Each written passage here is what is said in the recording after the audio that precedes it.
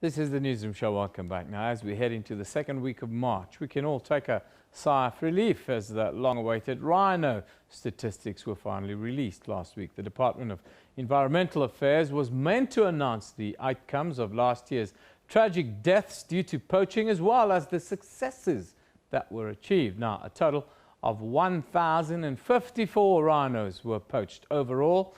That's indicating a 10.3% decline from the previous year. That was the good news.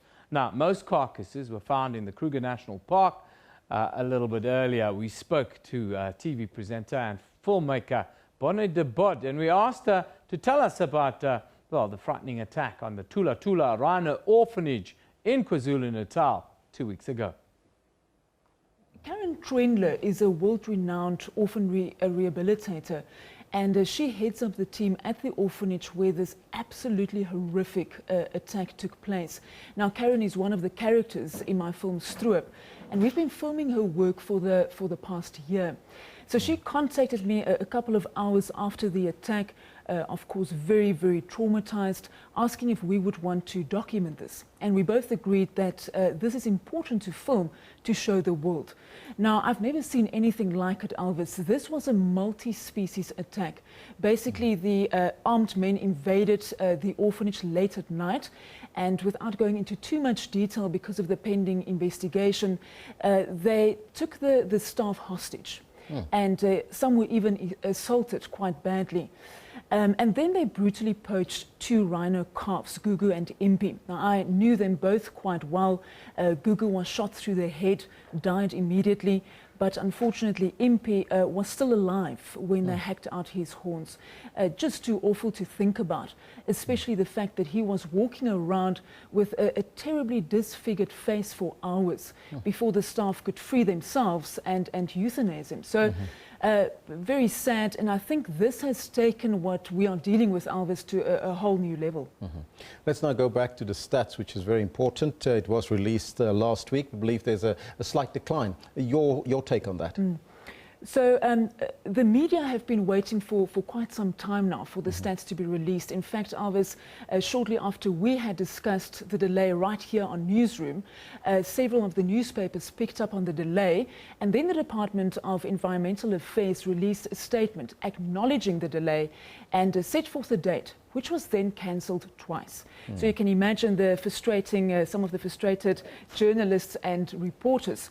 But so then early last week, the department released an online statement on their website outlining the progress in the fight against rhino poaching. But let's talk about the stats. The 2016 statistics indicates a decline in the number of rhino poached, both in the country as a whole and in the Kruger National Park. A total of 1,054 rhinos poached in 2016 compared to 1,175 in 2015, representing, as you said, a decline of around 10.3%. In simple terms, 121 less rhino poached in 2016 than in 2015, and that's good news. But it is still significantly higher than the 13 killed in 2007.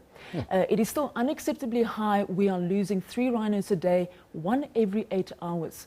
As Traffic's Tom Milliken said, although the numbers are moving in the right direction, it is just simply not possible to regard the sustained poaching of 3 rhinos a day as anything less than a continuation of this crisis.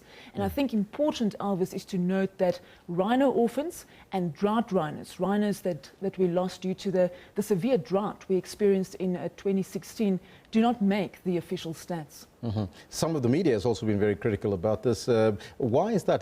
Do they don't believe the minister and the numbers, or what is it? Well, I'm not sure if you saw the article. The Citizen newspaper went as far as to say that, or question whether government is being honest about how rhinos are dying, whether the drought is being used as an excuse in a numbers game to cover up the epidemic of poaching. So a lot of questions being asked by various media without answers at this point. Yes.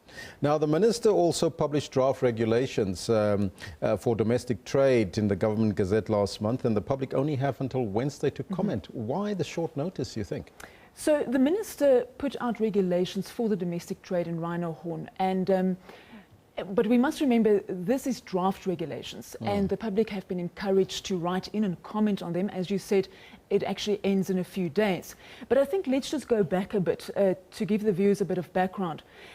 Trading in rhino horn, like ivory, is banned by a UN convention and has been since 1977. Then in the early 2000s, South Africa allowed domestic trade in rhino horn, but then due to the escalation in poaching in 2009, they stopped it and they put a moratorium in place. And as if you weren't already confused, in 2015, 2 game farmers then came and they went to court to try and lift this moratorium. The ban was lifted and subsequently the department appealed this outcome and we are now waiting for the final decision from the Constitutional Court. So Elvis, until then, the moratorium remains in place. So no one can trade in rhino horn at the moment.